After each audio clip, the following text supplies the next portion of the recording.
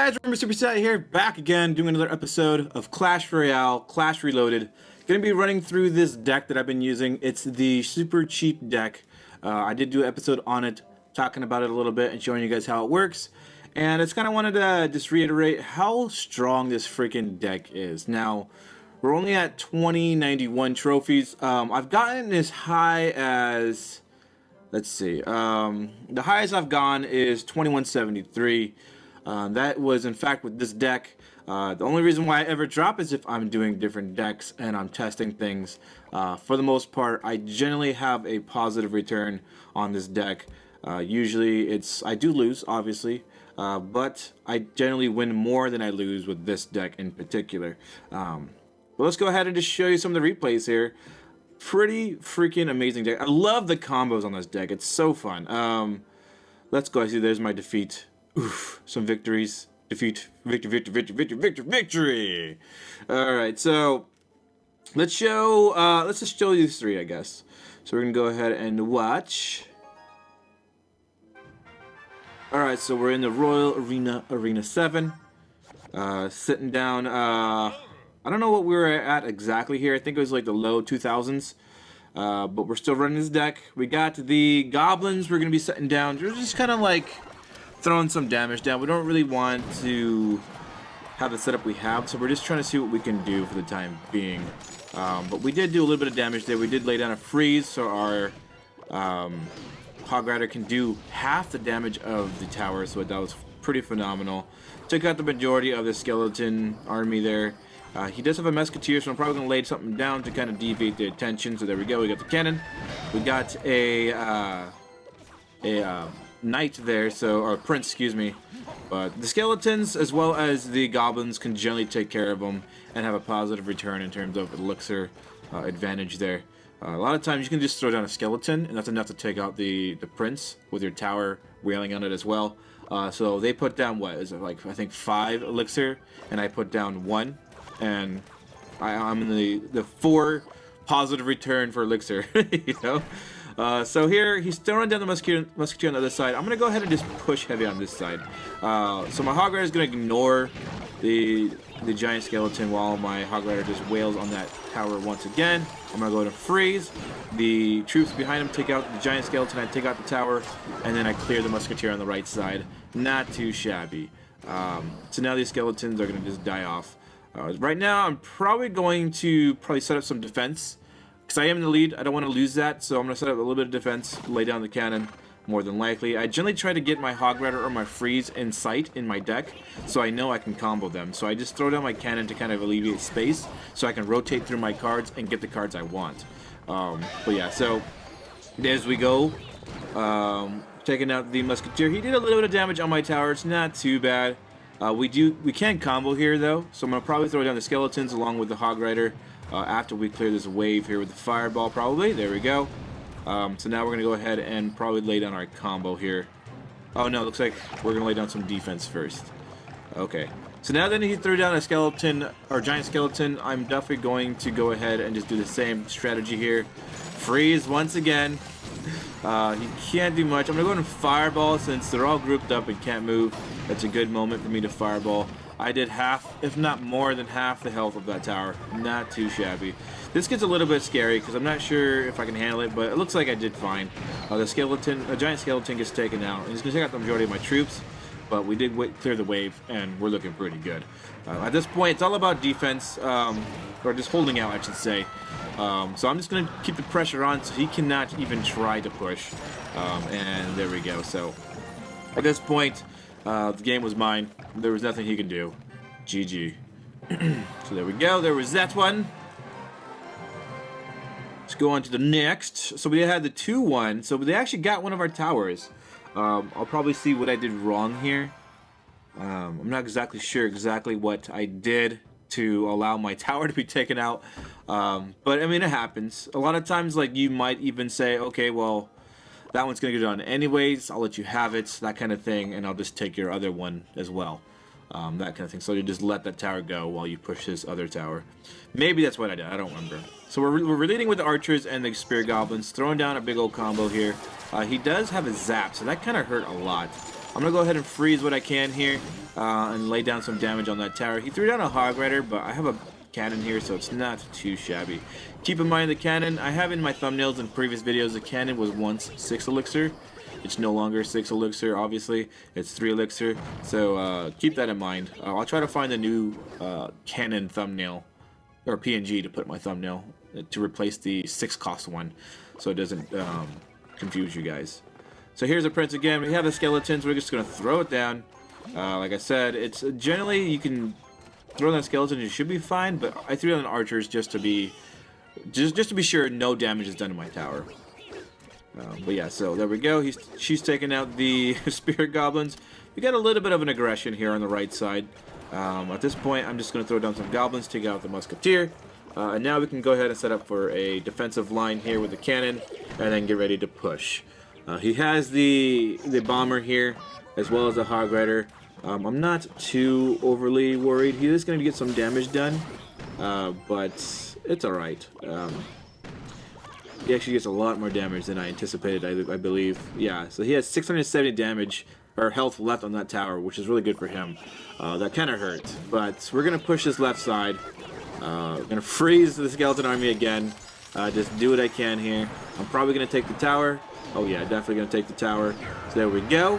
Now we're just going to clear this left side, use a fireball, clean it up. But we have a cannon. Looks like we're not even going to use our fireball. We're just going to go ahead and just lay down our troops to clear the waves. And then we place the skeleton army, or skeletons, on the left or right side to help alleviate damage from that tower. But he's still is slowly whittling it down. But now I'm going to go ahead and push on his right side. Again, he has this... even though I didn't clear the minions in time for my Hog Rider, I wanted to clear him so that he couldn't push with them. So I went ahead and did that. Now he's trying to hit heavy on this side. He's gonna get it with his Hog Rider. There's no way I can stop him. So that's what happened there. Hog Riders are kind of hard to stop when your cannon's not up or your defensive building's not up, or if you don't have like another building to put down, like an elixir collector or a hut of some sorts. Tombstone. Tombstone's a pretty popular one, from my experience. And again, same concept, but this time we're using the fireball to clear it up a bit. It's going to go into overtime here, obviously. So he's trying to hit heavy on this left side. He has the prince, he has the Hog Rider. I lay down the cannon, lay down some troops here. I'm not learning that the fact that I'm grouping my units and he just zaps them. I'm not learning from that. I need to learn to like realize that, hey, he's zapping all my troops. Maybe I should just spread them out. But here we go. I go ahead and freeze the skeleton army, and the Hog Rider takes it out. A lot of times, like, I want to just use my fireball, but it's always better to just use my freeze because my Hog Rider has full rain, and the freeze comes out faster than the fireball. So that's the reason why. And then I can go ahead and clear the skeleton army if they do push. So not too shabby. So that's like literally the concept of this deck. Is just you just be hyper aggressive with that Hog Rider. Use everything you got to keep him alive so he can just keep wailing on that tower. A lot of times you want to try to freeze the tower he's hitting as well as the troops that are trying to get him. Or if you can, fireball the troops if you don't have a freeze up. But generally I try to keep a freeze up when I'm in a combo, just because it's just the most effective way of doing so. But let's go to the last match. This one's 2-0, so this one was actually pretty good. I'll probably show like a match where like I lose, just so you guys get an idea of like how can you lose with this deck. It's not invincible. Don't get me wrong, it's not invincible. There are flaws to this deck. One is like the golem, the heavy tanks like the golem or even the P.E.K.K.A. can be quite an issue if they back it up with a wizard, because I have all low-cost troops and a wizard can just decimate my troops easily. That's where freeze, the use of freeze becomes pretty important, because if you don't have it, then you're going to probably take a lot of damage. You got to be able to use that freeze to freeze their troops and do it appropriately so that you can just take out what needs to be taken out before it can take out your troops. So the Hog Rider does take out, no, he doesn't, he's 54 health, but here's the thing, I'm going to leave that tower alone for the time being, because if it does come down to where it is a draw or it goes into overtime, I can immediately fireball it and I win. So I'm going to go ahead and put my focus on the right tower now. I know the left tower is pretty much mine for the taking, so I'm going to go ahead and just ignore it. I could have just taken it with a fireball, but I didn't care. I'm going to take out the goblin huts because they are an issue for me. So again, here I'm going to start hitting the right side here with some combos. I don't have a freeze up, so I'm going to go ahead and try to push anyways, probably. Probably start off with like the 1, 2, 4. So the skeletons, the spirit goblins, and then the or the goblins, and then the hog rider. So there we go. We do have the freeze now though, so that's good. We're just waiting for that to come up. So here we go. We're gonna go ahead and probably freeze here in a second. No, I guess we're just gonna let it run because it is doing tons of damage, and I'm able to take it out without having to freeze. So that was a good choice on my part. So now we are sitting at the point where we're just gonna push. Okay, we're gonna push on the left side. I mean, it's already dead. Might as well just push. Fireball all his barbarians. Fireball is such a nasty spell when you have groups of units that are like even like tankier, so like barbarians or musketeers. Fireball like just does so much justice. You know? He's doing the same thing, Fireball on my troops, but he's having a hard time taking out any of my towers. My defensive line is pretty heavy because it's not just the cannon, it's the fact that I can just freeze his units, place another cannon, or fireball his units like this, take out every single one except for one barbarian. It's nasty. Again, he's trying to goblin barrel me, but I don't have a fireball available, so I just throw down my archers and my spear goblins to take him out while the cannon helps me out as well. Here we are, throwing the hog rider down to take out that last bit of damage. I don't even care if he dies, we just wanted the tower just to verify we're not going to go into a draw. So there we go. So the win is mine. There's no way he's going to get both towers because I have too much defense. I have the fireball that just takes out his troops, and then I have the cannon that kind of just supplements that. Prevents the hog rider from hitting my tower. Again, here we go. Just going to freeze it. Who cares? But yeah, there we go. There's the win. Well, I wanted the 3-crown, but sometimes like 3-crowning is pretty hard. Just because I beat these guys doesn't mean that they just suck. And they definitely deny me the 3-crown quite often. They just got a bad game, I guess. But yeah, there we go. Let's go ahead and show the match where it can go wrong. So this one, what did he have? He had a lot of clear. He had a similar deck, but it's just a little bit heavier in AoE and heavier in just health overall. He has a better defensive building, I would say, in terms of damage. Because it hits air and ground, it does more damage than the cannon, I believe. He has the 4 barbarians he can put out, plus a goblin hut. This guy's pretty nasty. So let's go to show that. So this guy's not even like necessarily the same level as me. Like sometimes maybe I have bad games. I don't know. I mean, I know I do. But here we go. He has a hog rider throwing down the cannon to kind of distract the hog rider. That's the biggest defense against the hog riders, throwing down defense and defensive buildings. It's really nice to have. I pretty much at this point I like having at least one defensive building in my deck. I know Ben Tim has a deck where he has no defensive buildings, and although it's nice, a hog rider can be annoying for me. I tried out his deck and it's good, but it's just not my play style. But yeah, so we did some good damage though on his left tower. I was like, dude, this is in my pocket here. I got it. It's all me. So, but this Teslas are annoying for me. Like, not only can they take out each troop with each zap because I have low cost troops, but also he always follows up with a counter attack, which is really annoying for me. And I had a hard time fighting it off. You can see here he's basically doing the same damage I'm doing to him, but having a better push. I'm basically expending a lot more elixir to fight off his pushes than he is to fight off my own. So he's definitely at an elixir advantage, and I didn't know that necessarily because I can't see his elixir, but I pretty much got the general idea that, hey, I'm expending a lot of troops to take out his side. So I want to maintain my defensive side, so I throw down the cannon to obviously fight off the spear goblins here who are annoying. I do try to at some point to fireball the defense and the goblin huts, I believe. So I bait him out with like some troops and then I fireball it because I don't want it around. So here we are. I think this is it right here. No, I just freeze. So that's another combo I do too. Like if I just want to take out the defense, obviously the hog rider would normally hit the tower, but I can freeze everything and just try to take out what I can. But again, his counters are just brutal for me. Of course, my cannon drops, so that was unfortunate. And then it gets taken out almost immediately. So he's hitting pretty hard. I'm expending everything I got to fight this off. I'm probably going to either freeze or fireball here. Yeah, there's a freeze. And it's not looking good. He's doing lots and lots of damage to that tower. So I'm having a hard time with the immense amount of troops he can pump out. It's just Goblin Hut and the Barbarians. And that alone gives me a hard time to clear the waves because I don't really have an immense amount of AoE clear. I don't have a wizard, I don't have a witch, I have a fireball. I don't even have a baby dragon, so like my wave clear is lacking. So a lot of times when they have lots and lots of troops, it does get difficult for me. So that's another counter, is when they have a lot of troops. That fireball was pretty good though. It took out the wizard, it took out most of the barbarian's health, and we're able to fight off this one almost. I think he is actually going to come close to taking out that tower, but our pushers are not looking good. His wizard just cleared my entire troop right there, and there we go. He has a spell ready. He was just waiting for that, and that was the game. Definitely a hard match to fight. Like I said, it's the two hard counters, especially after seeing this match. One was the tankier units. The Golem and the P.E.K.K.A. I would say the Golem and the P.E.K.K.A. are definitely more of a nuisance. More so the Golem than anything else. The P.E.K.K.A. is kind of like in the same mindset as the giant skeleton. They're a lot of health, and they pose a threat to my troops just because they'll generally back it up with the wizard, or with the giant skeleton. As soon as he dies, he just takes out all my troops.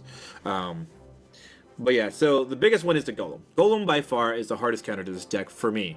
I have a hard time taking him out because he's just so freaking tanky, and he splits into more parts, and every time he splits, he does AoE damage, taking out my troops. So it's very, very difficult. I basically have to have my defense already set up and ready to go, and have my troops pretty much spread out so the wizards behind him don't take them all out in one big go. And if I can do that, I'm fine. I've actually beaten the deck with golems in it, but it's definitely not easy. It's definitely the hardest. Another one, as we just saw, was the mass troops. So like the spawner decks, or just these types of decks that kind of revolve around a lot of troops. So he had the goblin huts combined with the 5-cost barbarians that put out 4. Those are kind of difficult to clear. I have a fireball. I think the biggest thing, maybe if I'm thinking about this clearly, is a wizard. He had a wizard as well. So I think that's the big thing. It's not necessarily just the one factor of the golem or the mass troops. I think more it's the combination of both. It's the golem combined with a wizard, and the mass troops combined with the wizard. So the wizard, I would say, is definitely the key counter to this deck, because it is all low cost cards. The only thing that they can't really counter with the wizard is the Hog Rider, effectively at least, but that's when they have like defense and stuff and other cards in their arsenal to take it out. Yeah, so definitely the wizard. Wizard's definitely a counter. An ice wizard, not so much, but the wizard alone definitely is nasty. But GG, let's go donate a little bit here. Hopefully you guys enjoyed this video of me using the super cheap deck again. I wanted to show you guys a little bit more in detail of how to use this deck, or what are the counters to this deck. That way you guys can get a better idea if you want to use this deck, or if it's something that you're interested in even at all. It's definitely something of a higher risk, because you are running the risk of having low cost cards. So there are, like, the standard troop like the wizard can take it out. But if you play it right with the freeze and the fireball, you should be fine. That's why you have the double spells, to kind of help you get your troops to where they need to be to do the damage they need to do. And then you have the cannon as well. I highly recommend upgrading your low-end troops. It's super easy to do, because obviously a lot of them are just common cards. That's the benefit of this deck as well, is that you can generally outlevel the enemy in terms of overall card levels. Because they're common cards. A lot of people have a lot of rares and epics to kind of have to level up, and if you're not spending a ton of gems, they're generally going to be a little bit under level compared to the common cards. But yeah, so it is a benefit of this deck as well.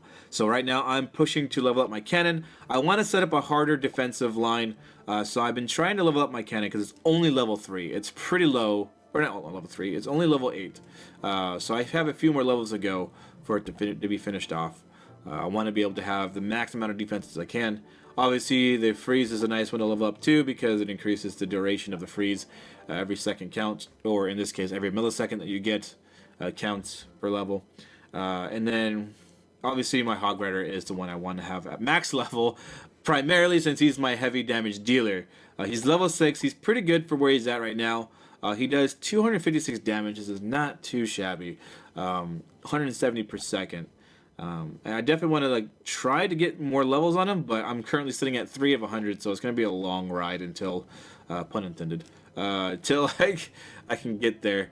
But yeah, hopefully you guys enjoyed this episode of Clash Royale, Clash Reloaded, and I'll see you guys next time. Later.